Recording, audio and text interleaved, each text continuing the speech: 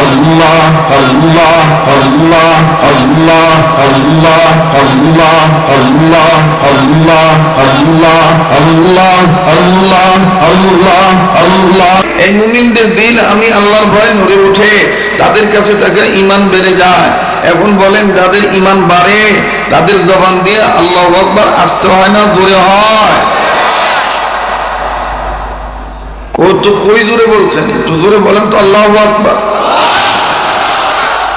আল্লাহু আকবার তো ইতিপূর্বে অনেক জায়গায় স্লোগান দেওয়া যায় না। অনেকে বলেছিলেন, অনেক বুদ্ধিজীবী বলেছিলেন, অনেক কর্মকর্তা বলেছিলেন নারা তাকবীর আল্লাহু আকবার জামাত হেফাজত বিএনপি জঙ্গির স্লোগান। আল্লাহু আকবার কোনো ব্যক্তি কেন্দ্রিক স্লোগান নয়, আল্লাহু আকবার কোনো দল কেন্দ্রিক স্লোগান নয়। আল্লাহু আকবার বলতে হবে, নির্দেশ কার? ইয়া আইয়ুহাল মুদাথথির কুম ফাআনযির রাব্বাকা ফাকাব্বির। ইয়া আইয়ুহাল মুদাথথির কুম ফাআনযির রাব্বাকা ফাকাব্বির। বাহর দিন ওয়া বাহর দুনিয়া বাহর নাম আল্লাহ আল্লাহ কর দবায়াত ওয়াসসালাম। বাহর দিন ওয়া বাহর দুনিয়া বাহর নাম আল্লাহ আল্লাহ কর দবায়াত ওয়াসসালাম। अल्लाह अल्लाह क्या मुबारक नाम है, अल्लाह अल्लाह मोमिनों का गोलमों का आशिकों का मुजाहिदों का काम है। ও রব্বাকা ফাকাব্বির। ভয় পাচ্ছেন? ভয় পাচ্ছেন? আল্লাহকে ডাকতে কোনো সমস্যা আছে? আরে আল্লাহকে ডাকতে ডাকতে যদি মরণ হয়ে যায় তাহলে আমাদের নসিব ভালো, ঠিক না? আল্লাহ আল্লাহ ডাকতে ডাকতে নবীর প্রেমে চলতে চলতে মরণ যেন হয় আমাদের মরণ। মুজাহিদরা আওয়াজ দিয়ে বলেন, আমাদের মরণ যেন হয় আমাদের। কষ্ট হচ্ছে? বেলা হচ্ছেন তো বলেন না ছাত্র ভাইরা, এগুলো বলবেন, এগুলো ইমানি স্পিরিট বাড়ায়। কথা বলেন ঠিক কিনা? এই কথাগুলির সাথে কোনো শিরক নাই, কোনো বিদআত নাই। এই কথাগুলি বলা লাগবে, তাহলেই বাতিল ফেরকাদের মস্তদে আগুন লাগবে, ঠিক কিনা বলেন? আল্লাহ আল্লাহ বলতে বলতে নবীর প্রেমে চলতে চলতে মরণ যেন হয় আমাদের, আমাদের মরণ যেন হয় আমাদের। দেখেন কেটা কয় না, যেটা করবো না মনে করবেন যে অনেকদিন অন্য গ্রুপে আসিল তো অন্য শৈলের টেনে পিছলা কাটছে না। দেশ গ্রামে যখন মায়া মানুষ মহিলা মানুষেরা মা ছাই দিয়া সুবিধা না করতে পারে তখন ডাক দিয়ে কয় সুতরা ভাতা লইয়া, ডোমরা ভাতা লইয়া, খোকসা ভাতা লইয়া, ডুমুর ভাতা লইয়া, খসখসিয়া ভাতা লইয়া। এই ভাতা আইনে যখন ডলা দেয়, আল্লাহ কালবাউস মাছের উপর তো কালার মাছ নাই, দেখবেন এই কালা মাছটাও ডলা হয়ে যায়। আমরা মুমিন মুসলমানেরা যদি ইসলামী আন্দোলনের কর্মী হয়ে মুজাহিদ আল্লাহর হুকুমতে নবীর তরিকা মতে ইমানের পক্ষে থাকি আর যদি সঠিকভাবে আওয়াজ দিতে পারি, বাতিলের অন্তরে যতই রাম রাম চ্যাটার্জি মুখার্জি গঙ্গোপাধ্যায় চট্টোপাধ্যায় হরিদাস পাল্লেন সেনের দাদা বাবুর যতই নেফাকি থাকুক না কেন, মুমিনদের স্পিরিটের কারণে মুজাহিদদের আওয়াজের কারণে তাদের এই পিচ্ছিল পদার্থ উঠতে বাধ্য হবে।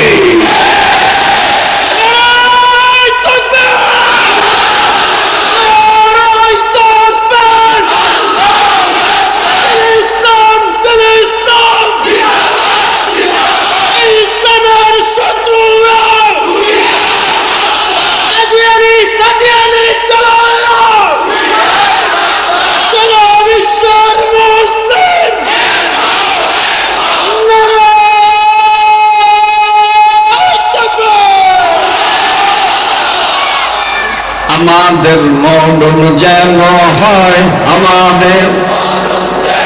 কেউ জবান বন্ধ রাখবে না। আল্লাহ নিজেই বলেছেন, ইমানদাররা আমাকে ভয় করার মতো ভয় করো, আর সত্যিকারের মুসলমান না হয়ে মরিও না।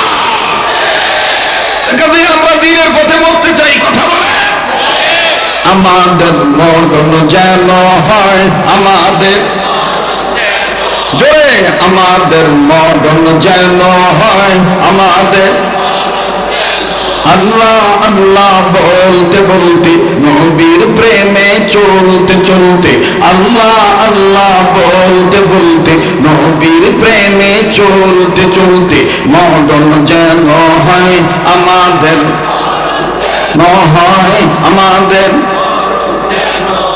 দিনের পথে চলতে গিয়ে হকের কথা বলতে গিয়ে দিনের পথে চলতে গিয়ে মুমিন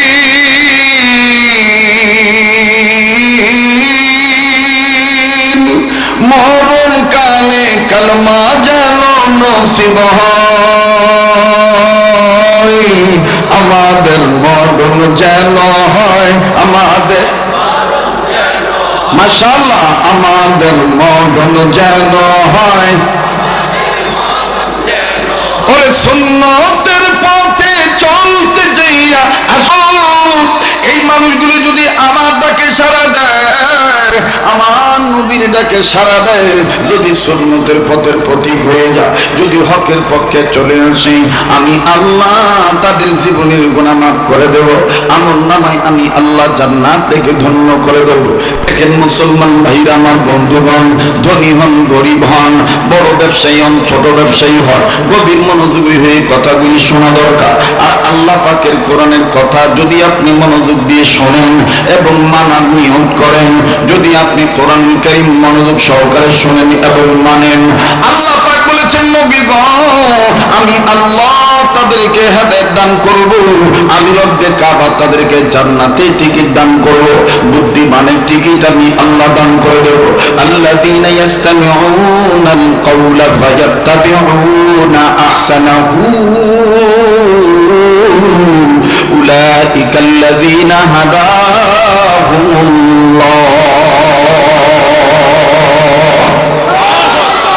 বন্ধু এই প্রসঙ্গে আমি ছোট্ট একটা ঘটনা আপনাদেরকে শোনাই উম্মতের ওলামায়ে কেরামগণ এখানে বসে আছেন এমন ওলামায়ে কেরাম আছেন যাদের পাদুকা তাদের জুতা টানার যোগ্যতা আমার নাই অবাদান তাদের ছাত্র হইতে পারলে নিজেকে ধর্ম মনে করতাম আমার বন্ধুগণ হাজারো আমার ভাইরা অনেক আজিজ তলবে এখানে আছে যারা এলেন তলব করার উদ্দেশ্যে বড় মাদ্রাসা ছোট মাদ্রাসা আছে আশেপাশে ছোট বড় এদারায় আমার বন্ধুগণ সময় দিতেছে এই ছাত্র ভাইরাও জানেন এবং আমার বন্ধুগণ ওলামায়ে কেরামগণ জানেন এই জমিনের উপরে আসমানের নিচে যত বড় বড় আইম্মায়ে মুস্তাহিদগণ ছিলেন তার মধ্যে একজন ছিলেন নাম আমরা শুনেছি আমরা যেই মাযহাব মানি আমরা যাকে আমার বন্ধুগণ আমরা যেই মাযহাব মানি এই মাযহাবের ইমামে আজম আবু হানিফা রাহমাতুল্লাহি আলাইহি আরো নাম আমরা শুনেছি ইমাম মালিক রাহমাতুল্লাহি আলাইহি আরো নাম আমি আপনি জেনেছি পড়েছি আমার বন্ধুগণ জ্ঞান অর্জন করেছি শুনেছি নামটি হলো ইমাম শাফি রাহমাতুল্লাহি আলাইহি আরো নাম শুনেছি বন্ধু যিনি স্বপ্নের মাধ্যমে আল্লাহ রাব্বুল আমিনকে দেখেছেন আওয়াজ দিয়া বলেন না সুবহানাল্লাহ আমার বন্ধুগণ নবীকে হাজার হাজার বার স্বপ্নের মাধ্যমে দেখেছেন যার নাম হলো ইমাম আহমদ ইবনে হাম্বল রাহমাতুল্লাহি আলাইহি ইমাম আহমদ ইবনে হাম্বল রাহমাতুল্লাহি আলাইহি আল্লাহর হুকুম মতে নবীর তরিকা মতে এমন ভাবে হালাল পথ ধরছিলেন বৈধ পথ ধরেছিলেন আমার বন্ধুগণ আল্লাহ নবী সুন্নতের ইত্তেবা এমন মজবুতির সাথে করেছিলেন বন্ধুগণ যার কারণে স্বপ্নের মাধ্যমে নবীজি ইমাম আহমদকে বুকে জড়িয়ে ধরেছে আমাদের মরণ যেন হয় আমাদের গানতে দেন কেউ ডিস্টার্ব দিয়েন না তাড়াহুড়া করতেছি বোঝেন নাম নাই এরপর ওজাই তুই আরো দুই জায়গায় বুঝেন নাই এটা আরো অনেক দূর খালি এটা মহাব্বতে আইসি আর কি হাজিরা দিতে সারি না প্রথম দিয়েছিলাম আসরের পরে তারপরে মাগরিবের পরে ঠিক আছে হাজিরা দিয়ে যাই কষ্ট হইতেছে আপনাদের লক্ষ্য করবেন বন্ধু ইমাম আহমদ ইবনে হাম্বল রাহমাতুল্লাহি আলাইহি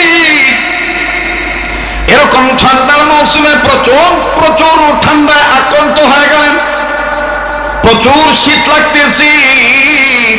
ইমাম আহমদ ইবনে হাম্বল ডাক দিয়ে বলতেছেন, আল্লাহ গো, এত কম্বল এত চাদর আমি গায়ে দিতেছি, এরপরও গরম অনুভব করতে পারতেছি না। মাবুদ গো, এখন তুমি ছাড়া আমার কোনো উপায় নেই। আল্লাহ, তোমার দরবারে বলি, গোলামি করি তোমার, সাহায্য চাই তোমার। ইয়্যাকা না'বুদু ওয়া ইয়্যাকা, পড়ে না রে, ইয়্যাকা না'বুদু ওয়া ইয়্যাকা নাস্তাঈন। ভাল লাগে? এই ডিস্টার্ব করে গেলে এই মুজাহিদরা বল, সুবহানাল্লাহ। ইয়্যাকা না'বুদু ওয়া ইয়্যাকা নাস্তাঈন। বলেন, গোলামি করি কার, সাহায্য চাই কার?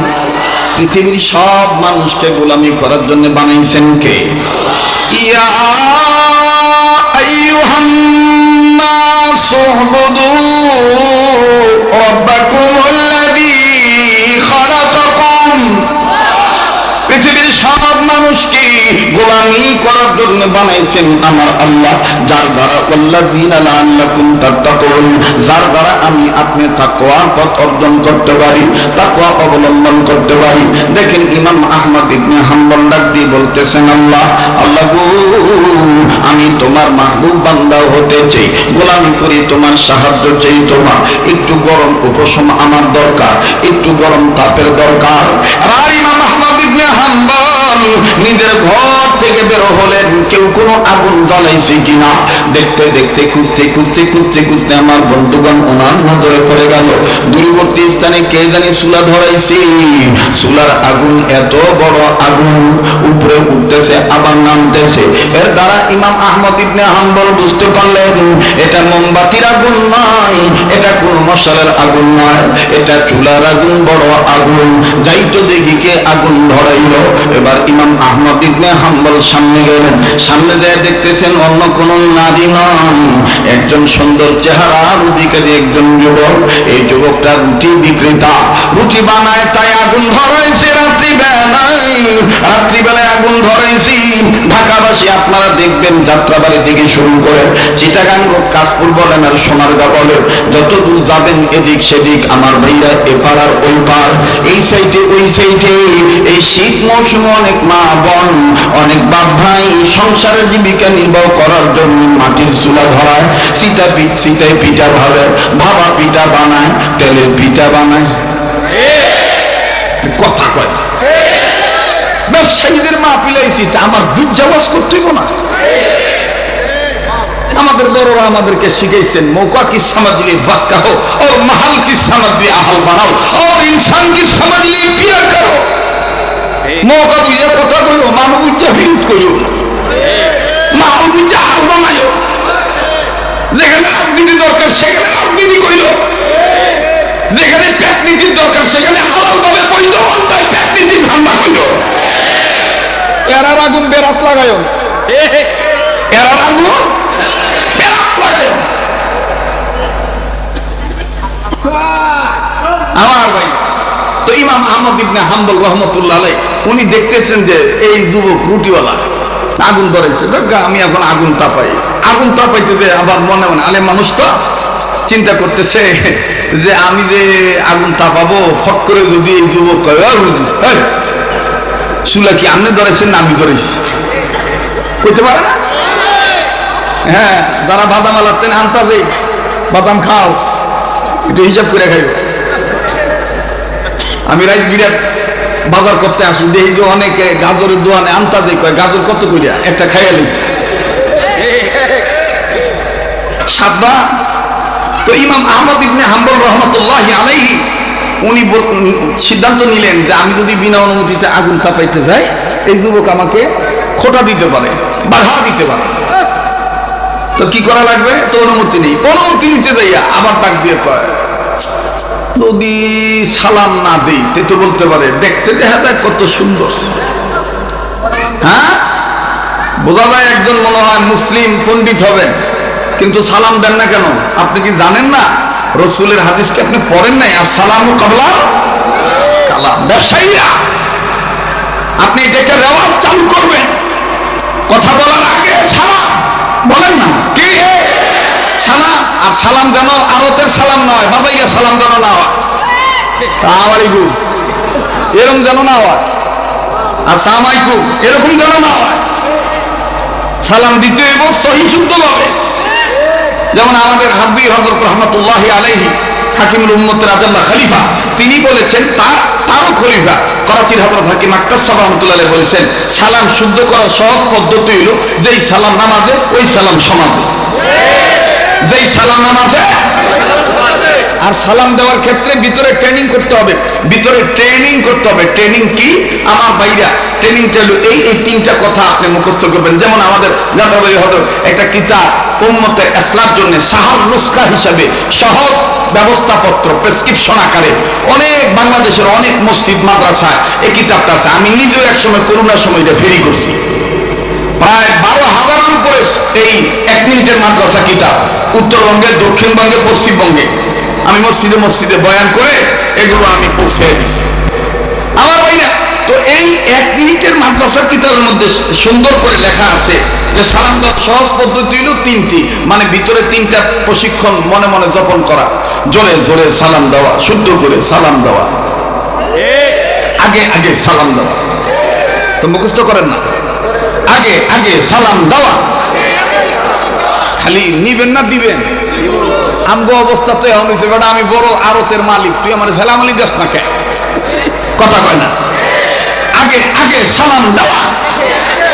ওই যে কয় না আগে আগে সালাম দেওয়া, জোরে জোরে সালাম দেওয়া, শুদ্ধ করে সালাম দেওয়া। আগে সালাম দিবে যে জান্নাতের বাড়ির মালিক হবে সে। কেমন লাগতেছে? ভালো লাগতেছে না? হ্যাঁ। তো ইমাম আহমদ ইবনে হাম্বল রহমতুল্লাহ চিন্তা করলেন যে আমি এখন সালাম দিব। এই সালাম দিতে আবার মনের মধ্যে খটকা লাগতেছে, আমি যে আরে সালাম দিব এ কি ধর্মীয় মানুষ না বিধর্মী মানুষ এটা তো জানি না। তো ইমাম আহমদ ইবনে হাম্বল বলেন, আল্লাহ ওয়ালাদের ভিতরে চোখ খোলা না বন্ধ? উনি চিন্তা করে দেখলেন যে আমি একটু মোরাকাবা করি, এই ছেলেটার সম্বন্ধে পরিচয় আল্লাহর কাছে জানি। উনি চোখ বন্ধ করলেন, চোখ বন্ধ করে দেখেন বাতিনি চোখ দিয়ে আল্লাহ দেখায় দিতেছে এই ছেলে শুধু মুসলমান না, জান্নাত ওয়ালা ছেলে। আরো আসতে কম, কি ছেলে? জান্নাত ওয়ালা ছেলে। তো ইমাম আহমদ ইবনে হাম্বল বলতেছে সুবহানাল্লাহ, এই জান্নাত ওয়ালা সন্তান আমি কি ভাবলাম আর হইল কি? তো এবার কাছে দিয়ে ডাক দিয়ে কয়, আসসালামু আলাইকুম রাহমাতুল্লাহ। বাবা আমার খুব ঠান্ডা লাগছে, আমি একটু আগুন তাপাবো। ছেলেটা ডাক দিয়ে বলতেছে কই মুশকিল নেই, কোনো সমস্যা নেই, আপনি আগুন তাপান। তো আগুন তাপাইতেছে, যখন মোটামুটি শরীর একটু গরম লেগে উঠছে, ইমাম আহমদ ইবনে হাম্বল বলতেছেন যে আচ্ছা এই জান্নাতওয়ালা হলো কিভাবে, এর একটু আমি দেখি তো এর আমলটা কি। তো ইমাম আহমদ ইবনে হাম্বল নজর করে দেখে যে এই ব্যক্তিটা, এই যুবকটা রুটিওয়ালা হইতে পারে কিন্তু অসাধারণ একজন তওবা করেনেওয়ালা ব্যক্তি। গরম পানি যখন আটার সাথে মিশায় আটার রুটির খামির বানাবেন, তখন এরকম করে সেনাইতেছেন, মরতেছেন, প্রথমে মৈথুন মন্থন করতেছেন, প্রথম কয় বিসমিল্লাহ, আর যতক্ষণ খালি মতের খালি কয় আস্তাগফিরুল্লাহ আস্তাগফিরুল্লাহ আস্তাগফিরুল্লাহ। ইমাম আহমদ ইবনে হাম্বল বলতেছে বুঝছি, আগে ছিল গুনাহগার, গুনাহ থেকে মাপ চাইতে চাইতে তওবা করতে করতে হাত করে ফলাইছে গফফার। ছিল কি গুনাহগার, হাত করে ফলাইছে কারে? গফফার। একটা ডাক দেন না, বলেন না আল্লাহ। ভাই যদি গুনাহ থেকে থাকে তাহলে বলেন না আল্লাহ। তো ইমাম আহমদ ইবনে হাম্বল বলতেছে, ডাক দিয়ে বলতেছে যুবক আমি তোমাকে একটু কথা জিজ্ঞেস করতাম। বলে কোই মুশকিল নেই, হ্যাঁ বলিয়ে, বলেন বলেন কোনো সমস্যা নাই, কি বলেন? কয় যে বাবা তুমি যে আস্তাগফিরুল্লাহ আস্তাগফিরুল্লাহ সবসময় বলতেছো, দেখতেছি যখন তুমি কোনো বস্তু উপরে উঠাও তখন বলো আল্লাহু আকবার, নামানোর সময় কও সুবহানাল্লাহ, সমান জায়গায় রাখলে কও লা ইলাহা ইল্লাল্লাহ, আবার মাঝে মধ্যে দেখতেছি রবের শুকরিয়া আদায় করতেছো আলহামদুলিল্লাহ। আর বেশিরভাগ ওই দেখতেছি যত কাজ করো বেশিরভাগ সময় খালি আস্তাগফিরুল্লাহ আস্তাগফিরুল্লাহ বলো। এই আস্তাগফিরুল্লাহ বলার দ্বারা কিছু পাইছো তুমি? যুবক কয় হুজুর এটা বলেন কি, আমনে তো আমি চিনলাম না। থামেন, জালটা কমাইল। তো লাকড়ি চুলার টেনে বাই করে ডাক দিয়ে কয়, হুজুর এই আস্তাগফিরুল্লাহ বলার দ্বারা আমি একটা পাই নাই, দুইটা পাইছি। কটা পায় নাই, কটা পাইছে? হ্যাঁ বললে ভাই সময় কটা মিনিট? আচ্ছা একটু শুনে নিলাম। মাশাআল্লাহ মাশাআল্লাহ ভাই না একটু শুনে লইলাম আর কি, ঠিক আছে না? বোনাস আছে, এই আল্লাহ পাগলেরা কমে নাই, এই সব হইল ফজলুল করিমের সামনে। হ্যাঁ আমার ভাইরা তো ডাক দিয়ে বলতেছে যে দুটা পাইছি, একটা পাইনি। ইমাম আহমদ ইবনে হাম্বল বলতেছেন কি পাইছো আর কোনটা কোনটা পাও নাই, কোনটা পাইছো বলো তো?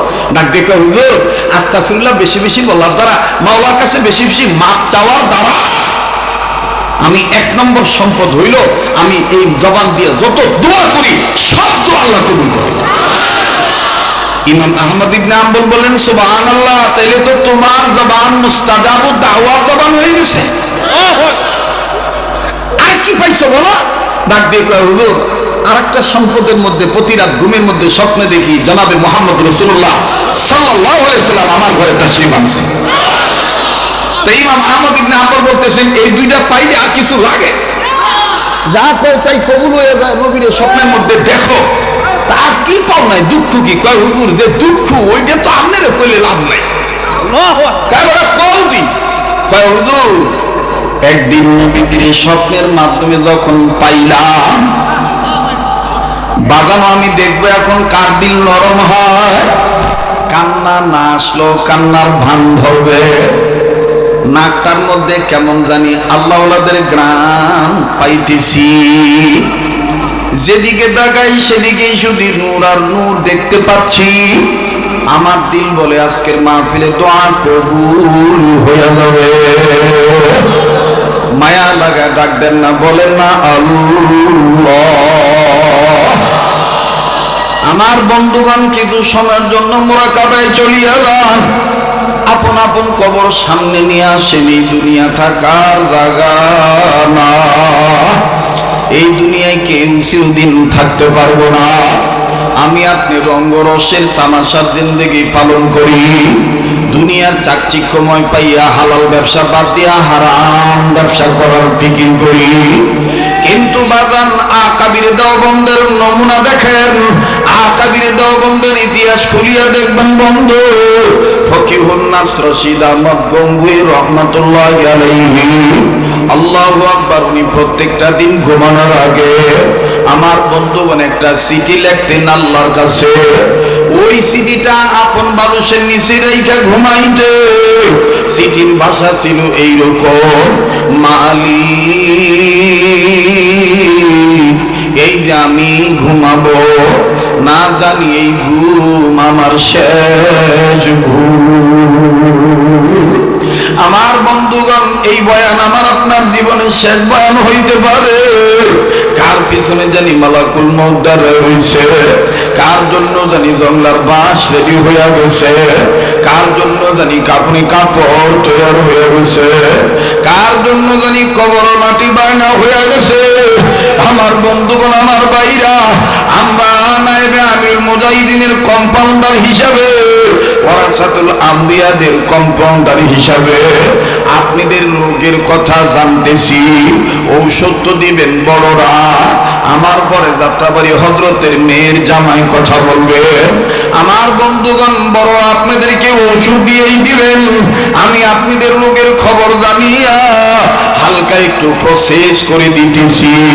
এই দুনিয়া কিন্তু থাকার জায়গা না। মুসলমান বন্ধুরা, আজ আমার আপনার কান্না আসতে চায় না, আমি আপনি রবের ভয়ে কাঁদতে পারি না। কিন্তু আমার বন্ধুগণ রশিদ আহমদ গঙ্গির রহমতুল্লাহ জীবনী খুললে পাওয়া যায়, আল্লাহর ভয়ে কাঁদতে কাঁদতে কাঁদতে কাঁদতে, কবর আযাবের ভয়ে কাঁদতে কাঁদতে আল্লাহর বান্দার চোখ অন্ধ হয়ে গেল। মুরিদেরা ডাক দিয়ে বলে, হযরত আপনি যেইভাবে কবর আযাবের ভয়ে কাঁদতেছেন, ও হুজুর কাঁদিয়া কাঁদিয়া নিজের চোখ অন্ধ বানাইলে, চোখের জ্যোতি হারাইয়া গেল। আপনি বলেন তো দেখি, কবরে আযাব কোনদিন নিজের চোখে দেখছেন নাকি? রশিদ আহমদ গঙ্গুই বলে, বাবার এটা বলো কি, না দেখলে কি এমনি কান্দি? বলে হুজুর কেমনে দেখছেন যদি একটু জানাইতে। ও বাজান প্লিজ খুব খেয়াল করবেন বাবা। রশিদ আহমদ গঙ্গুই রহমতুল্লাহি আলাইহি ডাক দিয়ে বলতেছেন, বাবা শোনো, প্রায় কবর জিয়ারত করি, কেননা রাসূল বলছেন কবর জিয়ারত করা সুন্নাত। কবর জিয়ারত করার মাধ্যমে গুনাহ মাফ হইয়া যায়, মওতের কথা স্মরণ হইয়া যায়, কবরে যাওয়ার সামানা জোগাড় হইয়া যায়। এই জন্য আমি কবর জিয়ারত করি, মাঝে মধ্যে গ্যাপ দিই যেন বেদাত না হয়। একদিন আমি একটা কবরের সামনে দাঁড়াইলাম, দাঁড়াইয়া যখন মাওলার নামের সূরা কেরাত তেলাওয়াত শুরু করলাম, দোয়া দুরূদ যখন পড়তেছি, চোখ বন্ধ ছিল আমার। হঠাৎ করে যেই কবর জিয়ারত করি, ওই কবর থেকে কেমন জানি একটা গরম বাতাস আমার গায়ে লাগতেছিল। আমি আমার মাওলাকে ডাক দিয়ে বললাম, আল্লাহ, এই যে গরম বাতাস, আমার মনে হয় এটা কবরে আযাবের গরম বাতাস। এই কবরওয়ালা মনে দুনিয়ায় ভালো না, কবরে ভালো না, তার কবরের হালত মনে হয় ভালো না। আল্লাহ, তুমি যদি আমার একটু দেখায় দিতা, তাইলে আমি কবর আযাব থেকে বাঁচার জন্য তোমার দরবারে সাহায্য চাইতাম। ও বাজান, যারা বিশ্বাস করেন কবরে যাওয়াই লাগবে, মায়া লাগায় গুনাহ মাফ পাওয়ার জন্য ডাক দেন না, বলেন না আল্লাহ, দেন না, দেন না, ডাক দেন না, বলেন না আল্লাহ। কেউ কারো দিকে তাকাইবেন না, কেউ কারো নিয়ে চিন্তা করবেন না, নিজের নিয়ে নিজে চিন্তা করবেন। বন্ধু, মান আরাফা নাফসাহু ফাকাদ আরাফা রাব্বাহু, যে নিজেরে চিনলো সে আমার আল্লাহরে চিনলো, যে নিজেরে চিনে নাই সে আমার আল্লাহরেও চিনে নাই। আমার বন্ধুগণ, এই যে মাহমুদুল হাসান সাহেব দামাত বরকতুল্লাহ আলিয়া, গত রমজানে সোনার মদিনায় বাজানদের জিজ্ঞাসা করা হয়েছিল, হযরত, আমরা দুনিয়ায় হার ওয়াক্ত মৃত্যু পর্যন্ত ভালো হইয়া থাকতে চাই, মৃত্যুর পরও যেন কবরের জিন্দেগি ভালো হইয়া যায়। হযরত আমাদেরকে ছোট্ট আকারে বলছেন, আমি আমার শায়েখের কথাটা তোমাদেরকে বলি, তোমরা শুনিয়া লও। আল্লাহ পাক যে তোমাকে আমাকে দুইটা চোখ দিয়েছে, দুনিয়া আখিরাতে যদি ভালো হইতে চাও, তাহলে আল্লাহ দেওয়া দুইটা চোখ দিয়া, একটা চোখ দিয়া মানুষের গুণ দেখবা, আর এক চোখ দিয়া শুধু নিজের দোষ দেখবা, তাইলে তুমি দুনিয়া আখিরাতে ভালোই থাকবা। এ বন্ধু, আমাদের চোখ হলো দুইটা, একটা চোখ দিয়ে আল্লাহ আমার বন্ধুগণ মানুষের গুণ দেখবো, আর এক চোখ দিয়ে নিজের দোষ দেখবো। আল্লাহ আপনি আমাদের তৌফিক দান করেন, বলেন না আমিন, আবার বলেন না আমিন। রশিদ আহমদ গঙ্গুই রহমতুল্লাহ আলাইহি বলেন, মাওলাই পাক যখন আমার বাতিনি চোখ খুলিয়া দিল, আমি এবার কবরের দিকে নজর করিয়া দেখি, কবরওয়ালা ভালো নাই, কবরের ভিতরে খালি সাপ আর সাপ। রূপটাকে এমন ভাবে দংশন করতেছে, এমন ভাবে আঘাত করতেছে, এই কবরওয়ালার সর্বাঙ্গ পেঁচা পেঁচা সাপগুলো ধরছে, আর এমন ভাবে কামড় দেয়, লোকটার কলিজা পর্যন্ত তুলে নেয়। আবার নজর করিয়া দেখতে পাই, এই লোকটার নাক দুইটা নাকের ফাঁকা, এক নাসিকার ফুটা দিয়া এই ভয়ঙ্কর সাপ ভিতরে ঢুকিয়া যায়, আর এক নাকের ফুটা দিয়া মস্তিষ্কের মগজ বাইর করে আনে।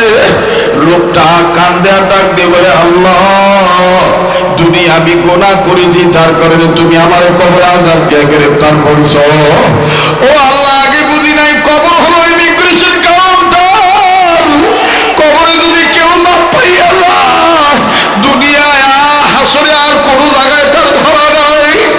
এখন বলতেছি, আল্লাহ,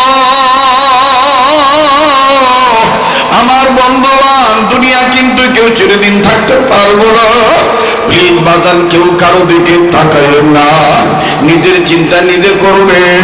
রশিদ আহমদ গঙ্গি বলেন, ওই দিন থেকে আমি আমার মাওলাকে বলছি, মাওলা, যেই চোখ দিয়ে কবর আযাব তুমি আমারে দেখাইছো, ওই চোখ দিয়ে দুনিয়ার আর আমি কিছু দেখতে চাই না। আমি হাসরের ময়দানে তোমার দিদার লাভ করিয়া জান্নাতে যেতে চাই। ও আল্লাহ, আমাদেরকে তুমি তৌফিক দাও, বলেন না আমিন। এবার ইমামে আহমদ ইবনে হাম্বল ডাক দিয়ে বলেন, যুবক বলো না কি পাও না। যুবক ডাক দিয়ে বললেন, হুজুর শোনেন, আপনার নাম তো আমার জানা নাই। আর রাসূল সাল্লাল্লাহু আলাইহি সাল্লাম যখন আমি নবীজির হাত ধরলাম, নবীজির হাতটা আমি ছাড়তেই চাই না। আমার নবী ডাক দিয়ে বলেন, যুবক তুমি আমার হাতটা ছাড়তে চাও না কেন?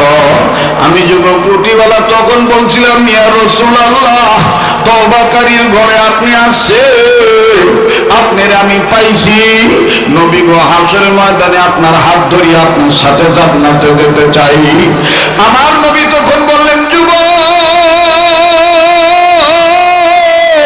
যদি আমার সাথে হাসরের ময়দানে জান্নাতে যেতে যাও হাত ধরিয়া, তাইলে দুনিয়ার জমিনে যারা আদম থেকে ঈসা পর্যন্ত, আমি মুহাম্মদ পর্যন্ত, যারা আমাদের ওয়ারিস ওয়ারাসাতুল আম্বিয়া হক্কানি আলেমের হাত ধরিও।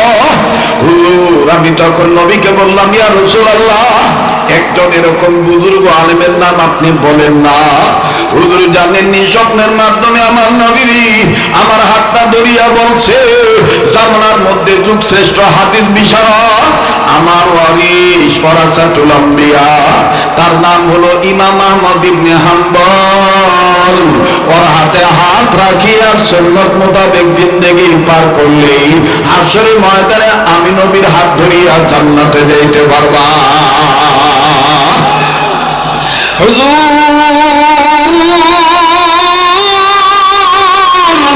ওই দিনের পর থেকে আমি ইমাম আহমদ ইবনে হাম্বলের তালাশ করতেছি, আমি খুঁজিয়া খুঁজিয়া বেড়াই, ওনার তো আমি পাই না। হুজুর এই জন্য আমার মনের মধ্যে দুঃখ হইল, আমি দুইটা জিনিস পাইছি, একটা সম্পদ এখনো পাই নাই, বাকি জীবন আলেমের সোহবতে থাকিয়ে যে আমি কাটাবো, এই ইমাম আহমদ ইবনে হাম্বল এখনো পাই নাই। একটু খেয়াল করছেন নি বাজান, আগুন তাপাইতেছেন কে? বলেন না, আগুন তাপাইতেছেন কে? ইমাম আহমদ ইবনে হাম্বল। কথা বলতেছেন যুবক যার সাথে, তার নাম কি? ইমাম আহমদ ইবনে হাম্বল। ইমাম আহমদ ইবনে হাম্বল বললেন, যুবক নবীজিকে কি তুমি জিজ্ঞাসা করো নাই? নবীজিকে কি তুমি জিজ্ঞাসা করো নাই? নবীজি ইমাম আহমদ ইবনে হাম্বলকে তালাশ করিয়া পামু কেমনে? যদি পাইয়াই যাই তারে সিনার আলামত কি? যুবক বলে, হুজুর আমি কি বসিয়া রইছি? আমার নবীকে আমি জিজ্ঞাসা করেছিলাম, ইয়া রাসূলুল্লাহ, ইমাম আহমদ ইবনে হাম্বলকে দেখতে কেমন হবে? আমি কেমনে বুঝবো ওনার নাম ইমাম আহমদ ইবনে হাম্বল? যুবককে ইমাম আহমদ ইবনে হাম্বল বলেন। তারপরে নবী কি বলছেন ডেকে ডেকে বলেন, হুজুর ইমাম আহমদ ইবনে হাম্বল নাকি উনি? নবীজি বলছেন, একমাত্র ইমাম আহমদ ইবনে হাম্বলই জানেন হাসরের ময়দানে কয়জন নারী হাসতে হাসতে জান্নাতে যাবে। আর কি আলামত বলে, আরো নমুনা হুজুর বলছেন, ইমাম আহমদ ইবনে হাম্বলের হাতের সাথে হাত লাগানোর পর ওই হাত যদি আমি নাকের কাছে নেই, নবীজির শরীর মোবারক থেকে, নবীজির হাত মোবারক থেকে আমি যেরকম জান্নাতি খুশবু মিশক আম্বরের গ্রাম পাই, ইমাম আহমদ ইবনে হাম্বলের হাত ধরলে নাকি ওই গ্রাম পাওয়া যাবে। আল্লাহু আকবার। ইমাম আহমদ ইবনে হাম্বল ডাক দিয়া বলেন, আল্লাহ। এখন আর যুবকের সামনে কোনো কথা বলে না, নিজে নিজেই কান্দে আর ডাক দিয়ে বলে, আল্লাহ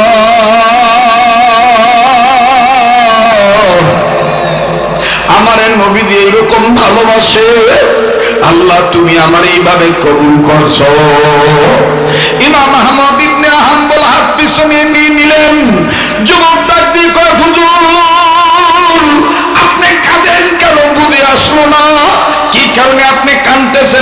বুঝে আসলো না। ইমাম আহমদ ইবনে হাম্বল ডাক দিয়ে বলেন, যুবক তোমার সমস্যা কি? বলে, হুজুর আবার দেখতে পাইলাম আপনি হাত পিছনে নিলেন, আমার তো এখন সন্দেহ হয় নবীজি যেই নাকের কথা বলছেন, যে চেহারার বর্ণনা দিছে, আপনার চেহারার মধ্যে কেমন জানি ওই রকম মুহাম্মাদি নূর দেখা যায়। আল্লাহু আকবার। হুজুর আপনি হাতটা কেন পিছনে নিলেন? ইমাম আহমদ ইবনে হাম্বল ডাক দিয়ে বলে, যুবক আমি লম্বা করব না তোমার সাথে, আমার নাম আমি পরে বলবো, নাম বলার মাধ্যমে যদি আনানিয়াত প্রকাশ পায়, আমার আল্লাহ আমার থেকেই সম্পদ কারিয়াও নিয়ে যাইতে পারে। বাগান রে, আজকে যারা আমরা নামের পাগল, আমাদের বড়রা বলেন নাম দিয়া দরকার নাই, কামের দরকার। এজন্য বুজুর্গরা বলেন মশহুর হওয়ার দরকার নেই, মকবুল হও। ও আজিজ তলাবা ভাইরা, তোমাদের পায়ে হাত দিয়ে বলি, মানুষ আমাদেরকে বলে জননন্দিত বিশ্বনন্দিত, আমি নিজেকে মনে করি আমি সবচাইতে নিন্দিত, আমি সবচাইতে নিন্দিত। আমি নিন্দিত হইয়াই আনন্দিত, কারণ দুনিয়ার সব মানুষ যদি আমাকে ফুলের মালা দেয়, আর আল্লাহ যদি আমারে কবরে ধরিয়া ফেলায়, তাইলে কিন্তু উপায় নাই। আর দুনিয়ার সব মানুষ যদি আমাকে চপেটাঘাত মারে, আঘাত করে, থুতু নিক্ষেপ করে, আল্লাহ যদি আমারে মাফ করিয়া দেয়, তাইলে আমার বন্ধুগণ আমার আর কোন চিন্তা নাই।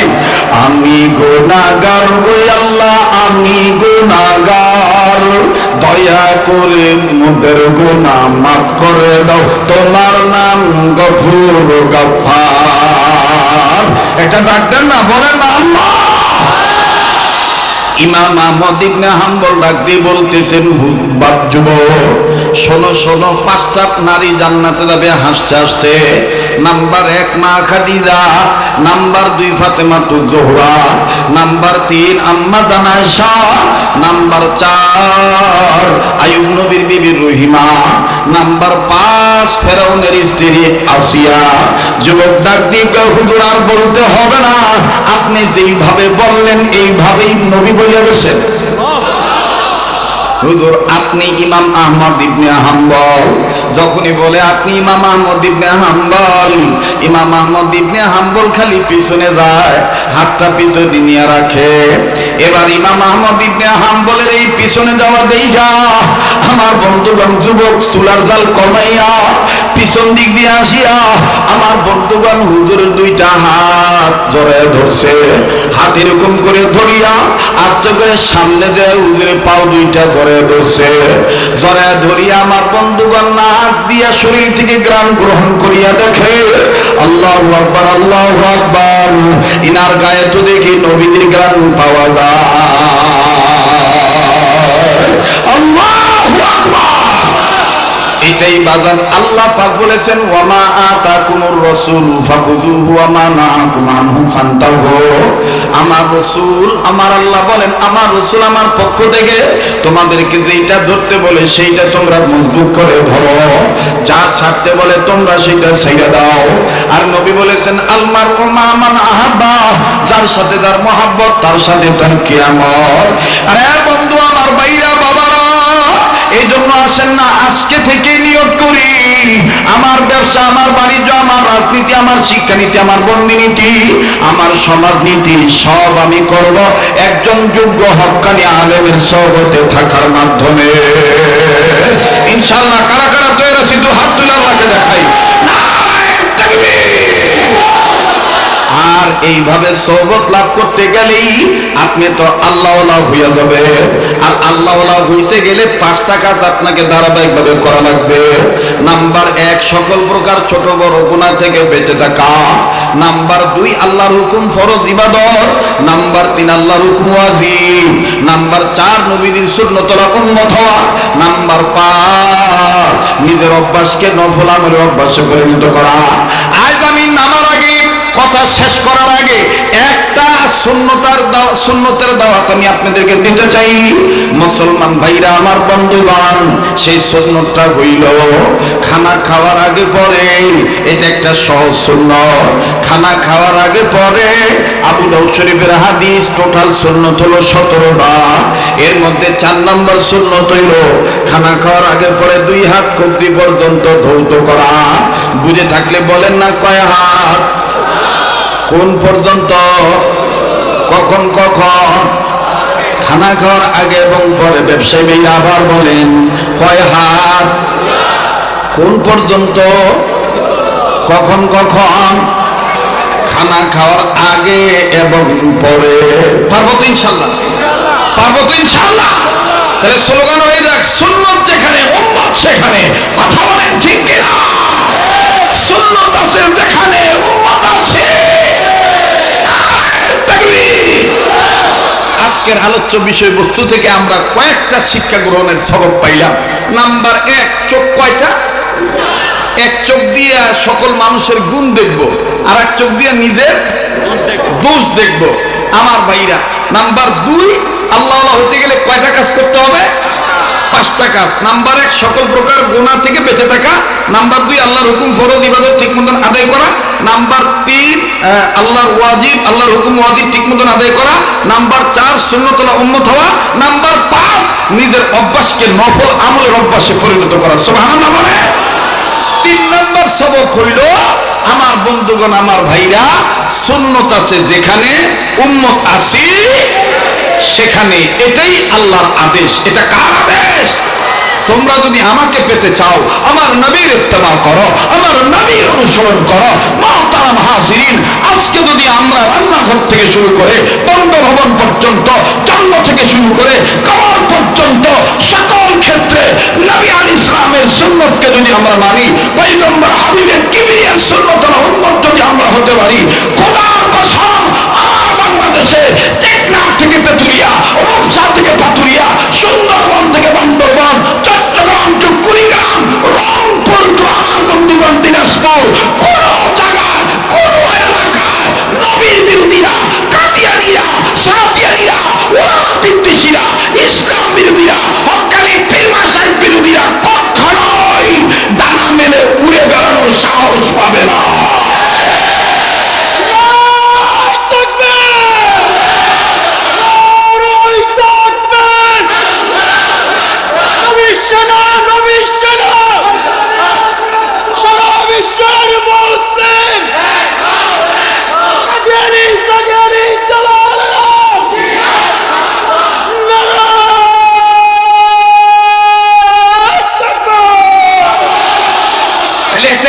স্লোগান এই ময়দান থেকে হয়ে যাক, যারা নবীকে শেষ নবী মানে না তারা কি?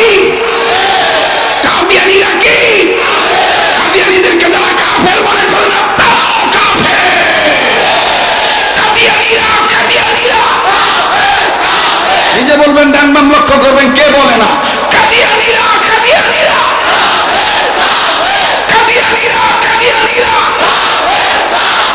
নবীর ভয়ে নবী নাই, সংসদে আইন চাই। নবীর ভয়ে নবী নাই, নবীর ভয়ে নবী নাই।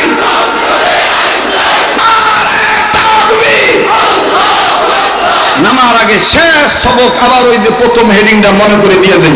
আমাদের মরণ যেন হয়, আমাদের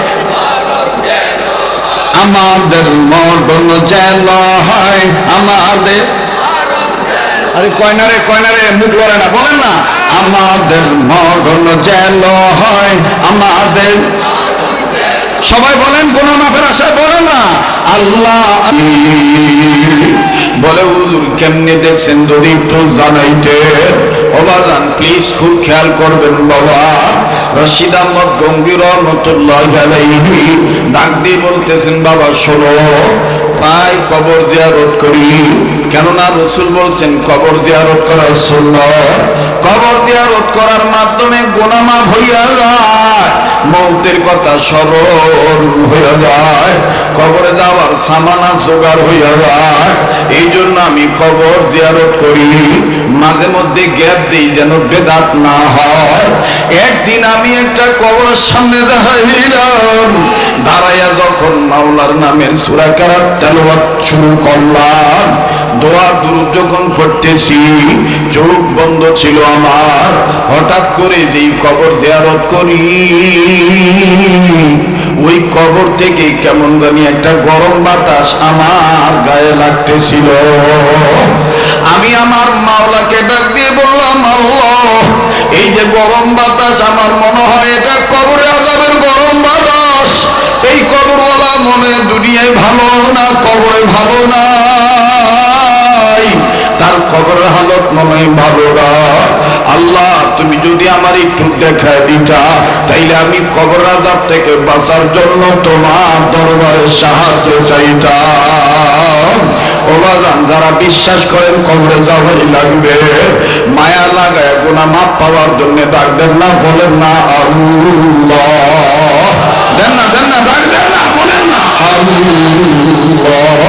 কেউ কারো দিকে তাকাইবেন না, কেউ কারো নিয়ে চিন্তা করবেন না, নিজের নিয়ে নিজে চিন্তা করবেন। বন্ধু, মান আরাফা নাফসাহু ফাকাদ আরাফা রাব্বাহু, যে নিজেরে চিনলো সে আমার আল্লাহরে চিনলো, যে নিজেরে চিনে নাই সে আমার আল্লাহরেও চিনে নাই।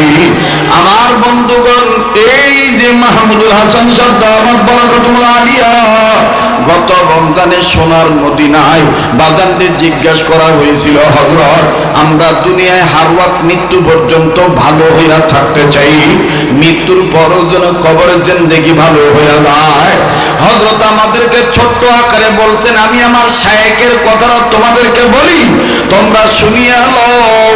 আল্লাহ পাক যে তোমাকে আমাকে দুইটা চোখ দিয়েছে, দুনিয়া আখিরাতে যদি ভালো হইতে চাও, তাহলে আল্লাহ দেওয়া দুইটা চোখ দিয়া, একটা চোখ দিয়া মানুষের গুণ দেখবা, আর এক চোখ দিয়া শুধু নিজের দোষ দেখবা, তাইলে তুমি দুনিয়া আখিরাতে ভালোই থাকবা। এ বন্ধু, আমাদের চোখ হলো দুইটা, একটা চোখ দিয়ে আল্লাহ, আমার বন্ধুগণ, মানুষের গুণ দেখবো, আর এক চোখ দিয়া নিজের দোষ দেখবো। আল্লাহ আপনি আমাদের তৌফিক দান করেন, বলেন না আমিন, আবার বলেন না আমিন। রশিদ আহমদ গঙ্গি রহমতুল্লাহ আলাইহি বলেন, মাওলাই পাক যখন আমার বাতিনি চোখ খুলিয়া দিল, আমি এবার কবরের দিকে নজর করিয়া দেখি,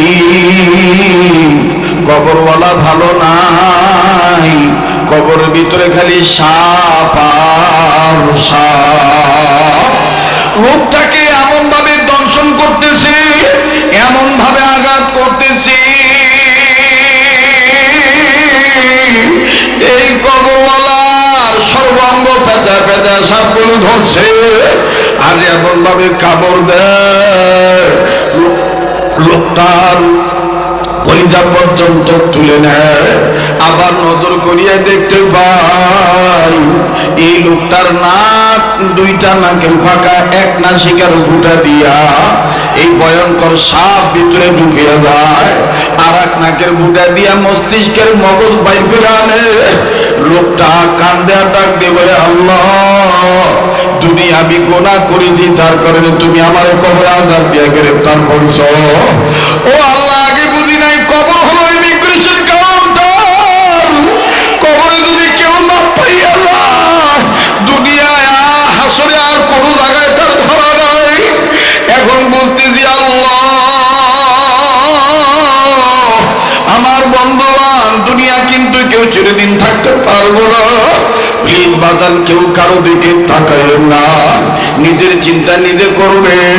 রশিদ আহমদ গঙ্গি বলেন, ওই দিন থেকে আমি আমার মাওলাকে বলছি, মাওলা, যেই চোখ দিয়ে কবর আযাব তুমি আমারে দেখাইছো, ওই চোখ দিয়ে দুনিয়ার আর আমি কিছু দেখতে চাই না।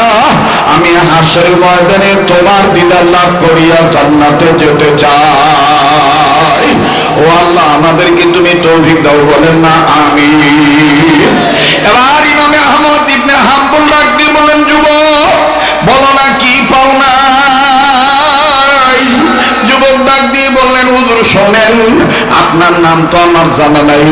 আর রাসূল সাল্লাল্লাহু আলাইহি সাল্লাম যখন আমি নবীজির হাত ধরলাম, নবীজির হাতটা আমি ছাড়তেই চাই না।